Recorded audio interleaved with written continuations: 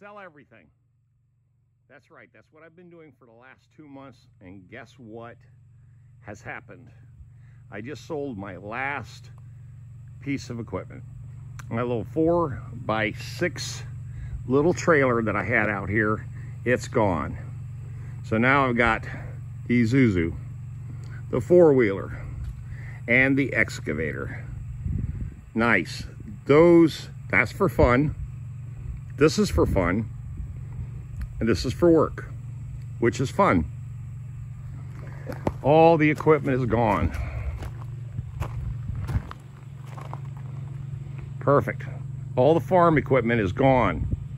Now the last thing that I have to, of course, sell is the Kubota tractor.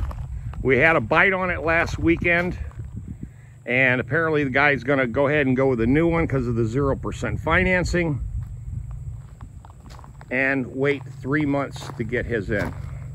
But again, I'm not worried about the tractor selling or not selling. It's not part of the big picture, even though a check for $12,000 would be nice. Now, I told you that there's a method behind the madness, and there's a reason and a rhyme behind what I'm doing here. Now, of course, as you know, I still own all this. I'm keeping this so when I retire at the beach, this is going with me. Okay? That's going to be my summer vacation house, all paid for. This is my backup van that I'll leave down there at the beach. My dump trailer, I always have to keep it. It makes me money. Now, here's the other question. Now, I already know my own answer is my enclosed trailer. My enclosed trailer has been now sitting up here approximately since March. I don't use it anymore. Now, the one thing I know for a fact is I cannot sell that. I just can't, I cannot do it. It's 7 years old. I've had it for 7 years. That's what I started my landscaping company with. Excuse me. So there's no way it's going anywhere, and I've got it rigged up on the inside so I can use it for multiple purposes. Okay, storage, you know, hauling, whatever. But that's bottom line, that can't go anywhere. It's just impossible. Plus I've got my name and stuff all over it. It's a rolling advertisement, so that's got to stay.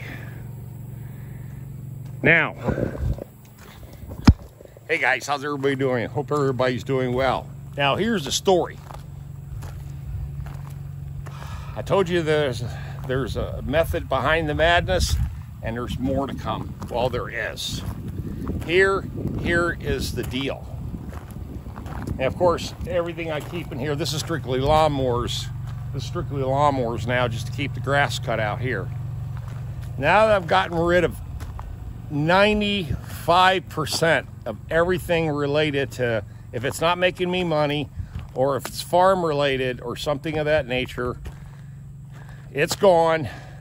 And I wanted to get back to basics because I feel that the economy is going to take a downward turn.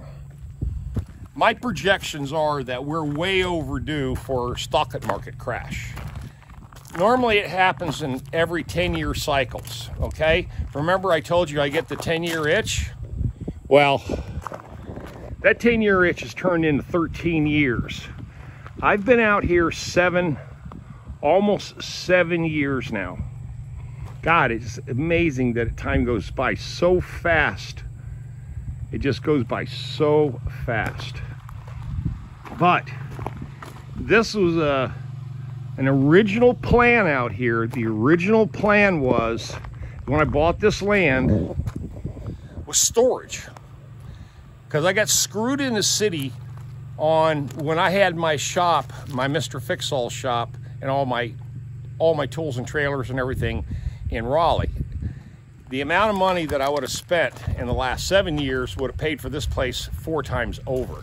So you see my point on that. This was an investment strategy. I'm glad I made it, because now this land is worth a lot of money because it's developed and it's got a house on it. So the bottom line is that this was a financial strategy point of view on my part, and now it's turned into an investment strategy. and also a plan B strategy, okay? That was my thinking going into this 7 years ago, all right? So, still got to fix that. The Leaning Tower of Efteland. That's my next project, is to rebuild this thing. But anyway, get back to the original point. What I think is going to happen is the economy is going to take a nosedive. Everything's overinflated. Stock prices, housing prices, you name it, everything's overinflated. So when it comes down to it, we're way past that 10-year cycle where we're going on 13. And of course, it's the first year of the Biden, Kamala Harris presidency.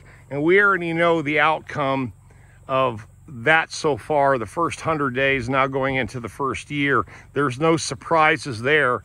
And then now all the Democratic cities are basically at war, you know, so, and it's war, they're at war.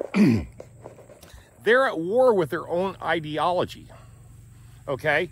They're fighting amongst themselves about their own ideas and their positions politically on everything, all right? So once they realize that they've always been basically full of shit, and, you know, a social safety net, that's really all they are, is a social safety net for the minorities in the world, that their policies of spend didn't work in the past, and it's not working now. You cannot spend your way out of anything, okay? You may think you can, but you can't.